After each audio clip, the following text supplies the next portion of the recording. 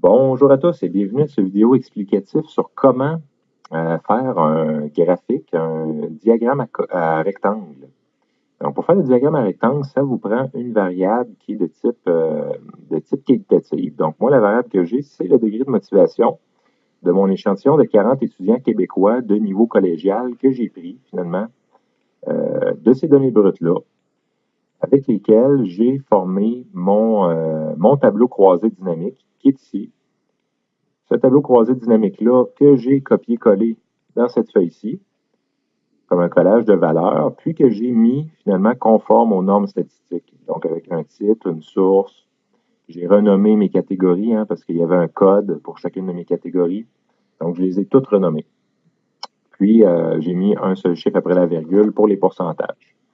Donc j'ai tout mis ça conforme aux normes statistiques. Maintenant, qu'est-ce que j'aimerais? Ce serait avoir un graphique à rectangles verticaux. Ce graphique-là, c'est la même démarche, dans le fond, si vous aviez une variable quantitative discrète, sauf que vos rectangles seraient moins larges, dans le fond. Donc, je vous le montre uniquement pour une qualitative. Puis, si vous voulez faire discret, ben, c'est pratiquement la même démarche. Donc, tout ce que vous avez à faire, c'est très simple. Vous sélectionnez votre première colonne ici. Sélectionnez cette première colonne-là en faisant bien attention de ne pas sélectionner le titre ni le total. Maintenant, vous allez maintenir CTRL, la touche CTRL enfoncée. Maintenez-la enfoncée, la touche qui est en bas à gauche, et sélectionnez cette colonne-ci, la colonne des pourcentages. Donc là, vous devriez avoir les deux colonnes sélectionnées. Vous pouvez relâcher CTRL, puis insérer, aller dans Insertion, insérer un diagramme à colonne. Vous appuyez sur colonne et choisir le premier en haut à gauche. OK. Ça vous sort un beau diagramme à colonne. Par contre, là, vous n'avez pas de titre ni de nom pour les axes. Donc, vous allez chercher dans les choix qui s'offrent à vous ici. Dans les choix, celui-là me semble bon. Je prends celui-là. Celui-là a un titre, mais par contre, les colonnes sont collées. Donc, je ne l'aime pas.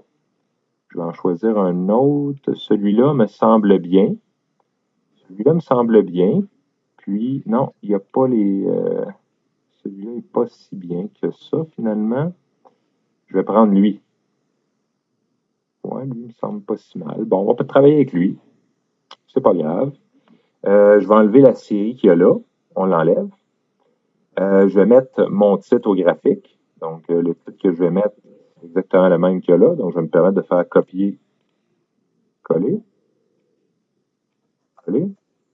Puis, je vais laisser le graphique s'ajuster. Je vais le réduire sa taille un peu avec le bouton petit a ici. Je vais réduire sa taille. Tiens, comme ça me semble bon. J'aimerais ça insérer un axe. Donc, je vais aller dans Disposition, ici, dans Outils graphiques, Disposition. Puis, je vais insérer ici, si vous avez inséré un titre, vous pouvez aller là. Je vais insérer un titre des axes. Pour l'axe horizontal principal, je vais le mettre en dessous de l'axe. Puis, je vais l'appeler degré. Je vais l'appeler degré de motivation. Et je vais faire la même chose pour le titre des axes, pour l'axe vertical. Puis, je vais le mettre, je vais le mettre pivoté. Puis, celui-là, je vais l'appeler pourcentage. Pourcentage d'étudiants.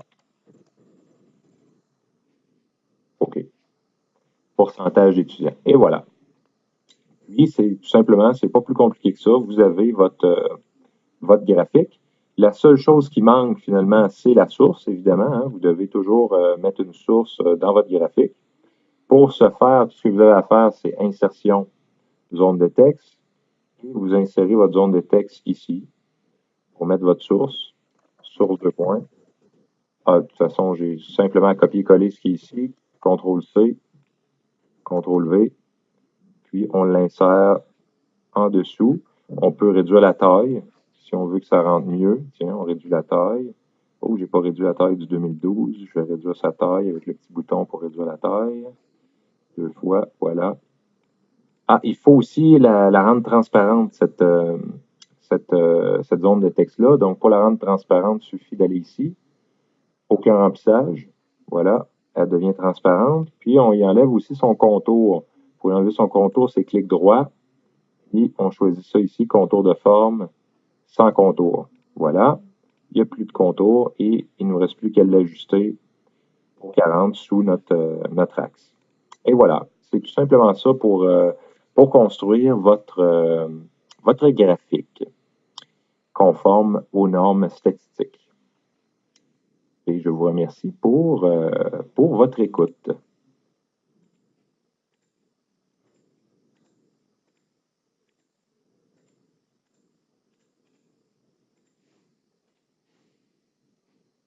Voilà.